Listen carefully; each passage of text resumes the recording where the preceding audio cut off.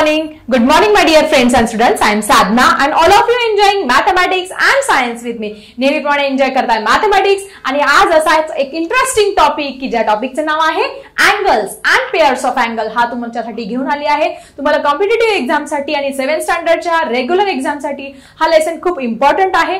आज आपण एक इंटरेस्टिंग टॉपिक या लेसन मध्ये बघणार आहोत. सो कुठला इंटरेस्टिंग टॉपिक बघणार आहोत? Let's see students. So student today's topic is vertically opposite angle. म्हणजे काय? आपण व्हर्टिकली अपोजिट रे बघितलं आपण, म्हणजे हे आपण विरुद्ध किरण पण बघितले, पण आता इथे काय बघायचं आहे? कोन. म्हणजे मराठीमध्ये त्याला म्हणणार आहोत विरुद्ध कोन. व्हर्टिकली अपोजिट अँगल कसे तयार होत असतात हे आपल्याला इथे बघायचं आहे. समजा इथे मी फिगर ड्रॉ केली आणि ही एक फिगर ड्रॉ केली.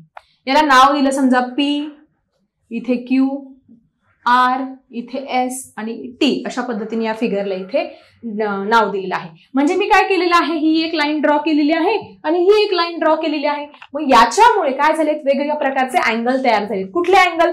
पहिली गोष्ट, हा एक अँगल तयार झाला, रेड पेनने तुम्हाला दिसतोय. हा एक अँगल तयार झालाय. या दोन अँगलला काय म्हणणार आहे? एकमेकांचे व्हर्टिकली अपोजिट अँगल. म्हणजे अँगल PQT आणि अँगल SQR ह्या दोघांना एक्झॅक्टली काय आहे? एकमेकांचे व्हर्टिकली अपोजिट आहे, म्हणजे त्यांना विरुद्ध कोन म्हणणार आहात. त्याच्याबरोबर अजून एक अँगलची पेअर पण तयार होणार आहे, म्हणजे ही पेअर आणि ही पेअर. अशी एक पेअर सुद्धा तयार होणार आहे. याला सुद्धा तुम्ही काय म्हणणार आहे? Vertically opposite angle. म्हणजे अँगल PQS आणि angle TQR. This is the pair of vertical opposite angle. विरुद्ध कोनांची ही जोडी आहे. मग आता आपण काय करूया? पटापट ह्या ज्या विरुद्ध कोनांच्या जोड्या आहे व्हर्टिकली अपोजिट अँगल, पेपरला तुम्हाला येऊ शकते की कुठल्या कुठल्या आहे, तुम्ही इझिली लिहू शकता. तर पहिली पेअर लिहूया आपण PQT, angle PQT and next pair is SQR, angle SQR. This is the second pair. त्यानंतर अजून एक पेअर कुठली तयार झाली? Angle PQS, angle PQS and angle TQR, angle TQR. अशा पद्धतीने ह्या दोन पेअर तयार झालेले आहे. आता तुम्हाला एक्झाम मध्ये कुठलीही फिगर देऊ द्या आणि तुम्हाला त्याच्यामधले जर व्हर्टिकली अपोजिट अँगल विचारलं तर तुम्हाला इझिली सांगता येणार आहे. समजा तुम्हाला अशा पद्धतीने एक फिगर इथे अशा पद्धतीने दिलेली आहे.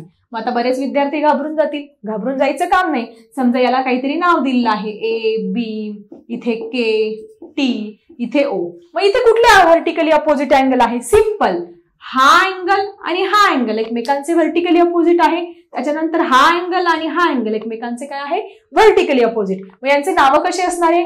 अँगल AOT आणि अँगल KOB. हा एक पेअर झाली. आणि दुसरा अँगल AOK आणि अँगल BOT हा झाला दुसरी पेअर. सो अशा पद्धतीने मी तुम्हाला एक फिगर देते. या फिगर मध्ये कुठल्या व्हर्टिकली अपोजिट अँगलचे दोन पेअर्स आलेले आहेत ते तुम्ही मला लिहायचं आहे कमेंट बॉक्समध्ये. जे विद्यार्थी कमेंट करतील त्यांचं मी नक्की नेक्स्ट टाइम आपल्या नेक्स्ट व्हिडिओमध्ये नाव घेणार आहे. बघूया कोण आहेत ते विद्यार्थी की जे अगदी छानपैकी हा व्हिडिओ बघून या प्रश्नांची उत्तरं कमेंट बॉक्समध्ये देत आहेत. सो अशा पद्धतीने मी इथे तुम्हाला एक डायग्राम दिलेली आहे. ह्या डायग्राम मध्ये मी नाव दिलेलं आहे SPD आणि इथे A आणि इथे M नाव दिलेलं आहे.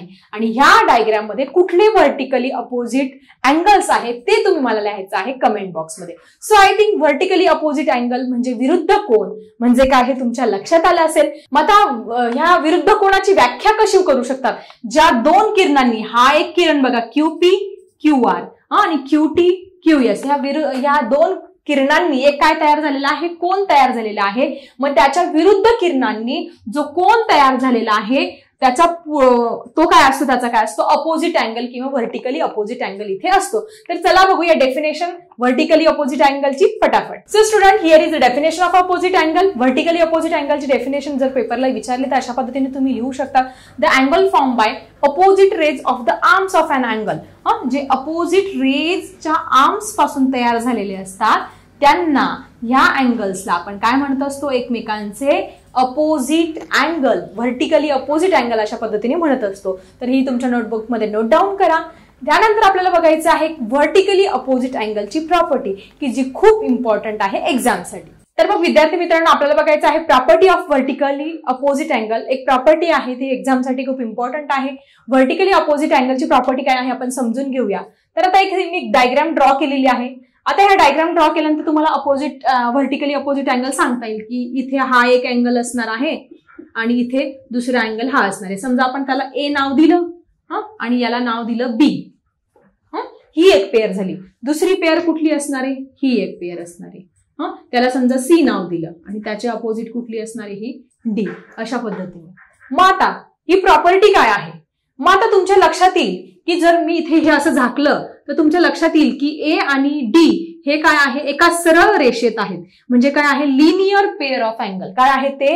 रेषीय जोडीतील कोण आहे. आणि रेषीय जोडीतील कोणांच्या मापांची बेरीज किती असते तुम्हाला सांगितलंय? किती? 180 डिग्री.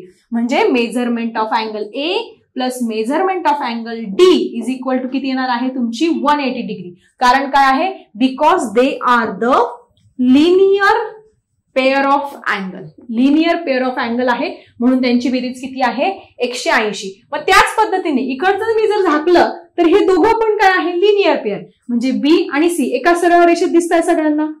एका सरळ रेषेत हे दोन्ही अँगल आहे. त्यांची ऍडिशन पण काय येणार आहे? Measurement of angle C plus measurement of angle B is equal to ती पण किती येणार आहे तुमची? 180. याची 180 आणि याची 180 किती येणार आहे? 360 येणार आहे. मग आपण बघा म्हणजे काय येणार आहे? दोघांची A plus D is equal to C plus B. दोघांची ऍडिशन सगळ्यांचे लिनियर पेअर मध्ये किती येणार आहे? 180 डिग्री. मग अशा पद्धतीने आपण म्हणू शकतो that is A and B. मग काय आहे? Vertically opposite angle. Therefore A is equal to B ही एक पेअर असणार आहे आणि दुसरी pair C is equal to D ही दुसरी पेअर आपल्याला इथे मिळणार आहे. म्हणजे इन शॉर्ट समजा पेपरमध्ये याचं मेजरमेंट तुम्हाला 60 डिग्री दिलं तर हा सपोर्टचा पण किती येणार आहे तुमचा? 60 डिग्री. मग हा किती येणार आहे तुमचा? मग आता 180 मधून जर 60 गेले तर किती उरले? 120. ठीक आहे. मग हा 120 आला तर पुढचा पण किती येणार आहे तुमचा? 120. सो अशा पद्धतीने हे आहे तुमचे property of vertically opposite angle. तर मग काय प्रॉपर्टी आहे ह्या व्हर्टिकली अपोजिट अँगलची? That is the angles form by two intersecting lines that is vertically opposite angle are always equal. त्यांचं मेजरमेंट काय असतं? नेहमी इक्वल असतं. म्हणजे तुम्हाला पेपरला दिलेला आहे हा आहे तुमचा 70 डिग्री तर तुमचा हा विचारतील तर तो किती लिहिणार आहे तुम्ही? 70 डिग्री. हा जर तुमचा 100 दिलेला आहे तर हा किती असणार आहे तुमचा? 100. म्हणजे समोरासमोरचे जे अँगल विरुद्ध कोण आहे ते काय आहे? सारखे असणार आहे. आणि असं जर आलं तर तुम्हाला फाइंड करायला सोपं जाणार. हा 70 दिलाय तर हा किती येणार आहे? हा 110 येणार आहे ऑब्व्हियसली. कारण का? एका सरळ रेषेमध्ये आहे. बेरीज किती आली पाहिजे? 180. मग हा 110 आला तर हा पण किती येणार आहे? 110.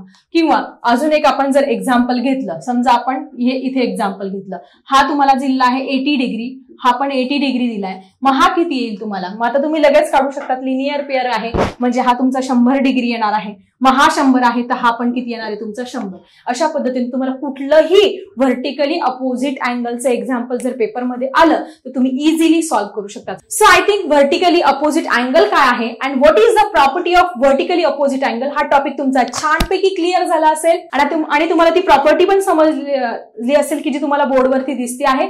That is the angles form by intersecting two intersecting lines are equal. म्हणजे हे जे व्हर्टिकली अपोजिट अँगल असतं त्यांचं मेजरमेंट काय असतं? नेहमी इक्वल. ही प्रॉपर्टी पण तुमची क्लिअर झाली असेल. सो आय थिंक आजचा व्हिडिओ तुम्हाला नक्की नॉलेजफुल झाला असेल. अशाच नेक्स्ट व्हिडिओमध्ये भेटूया. आता मी थांबते. Bye everyone.